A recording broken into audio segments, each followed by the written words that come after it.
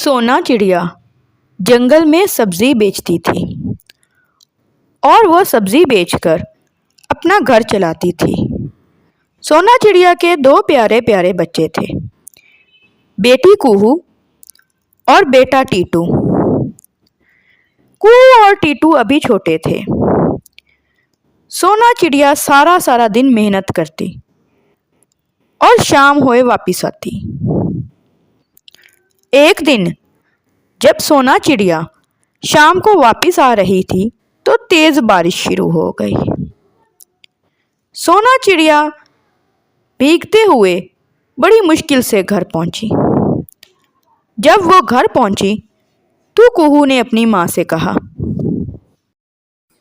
मम्मा मम्मा, आप तो पूरी तरह से भीग गई हो, आपको ठंड लग जाएगी।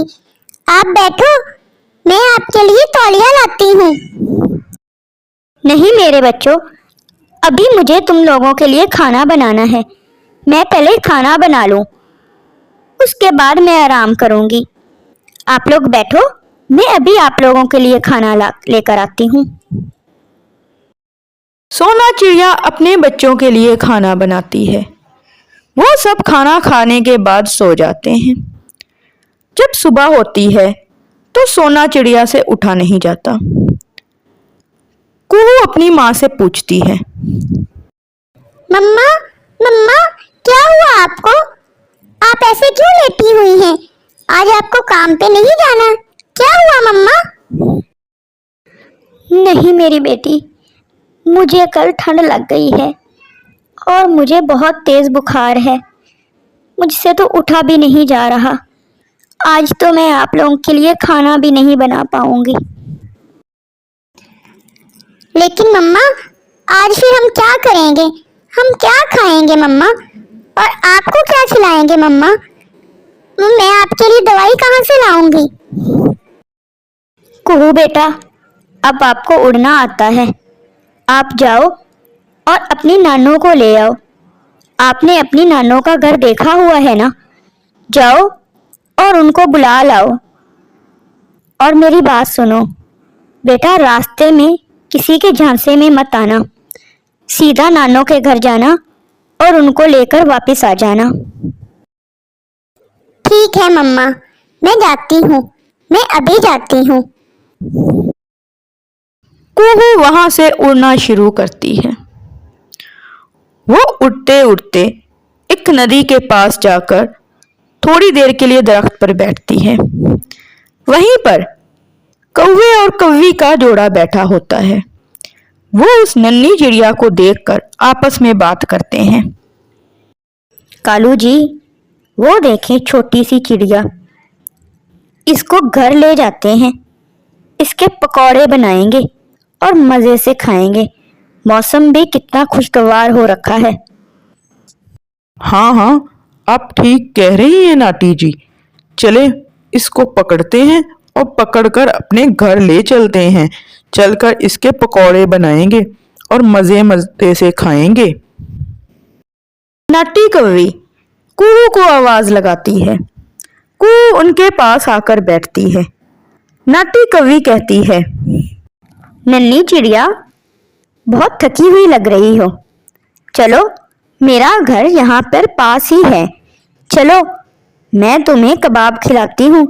मैंने घर में कबाब बनाकर रखे हैं। नहीं आंटी, मुझे मेरी नानों के घर जाना है। मैं अभी वहाँ जा रही हूँ। कितना टाइम लगेगा कबाब खाने में? 5 मिनट तो लगेंगे। चलो, पहले कबाब खा लो, उसके बाद चली जाना अपने नानों के घर। कुहू समझ जाती है कि ये दोनों इसके साथ कोई ना कोई तो धोखा करना चाह रहे हैं।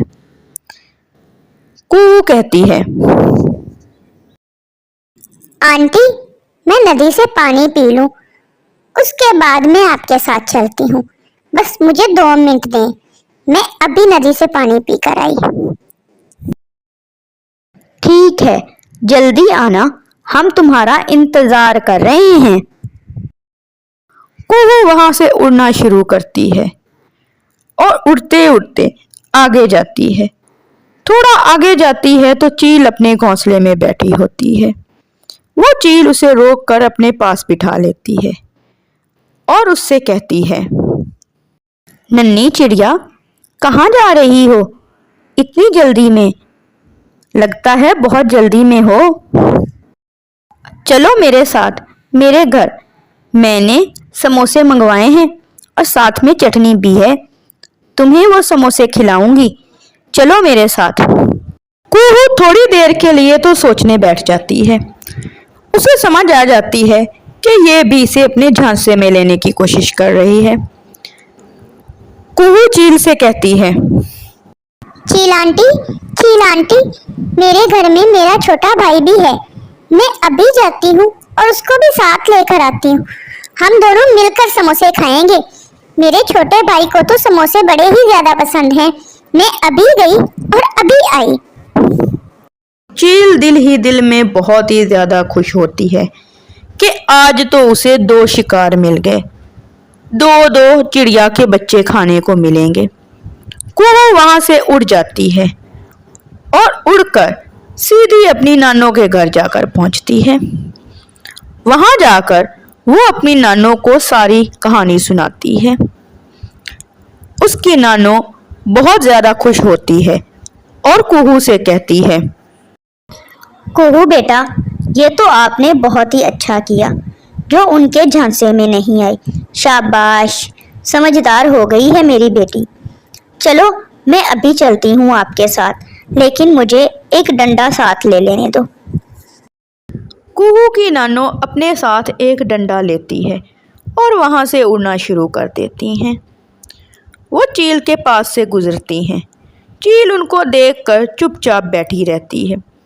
उसके बाद वो कौवे और कौवी के पास से भी गुजरते हैं।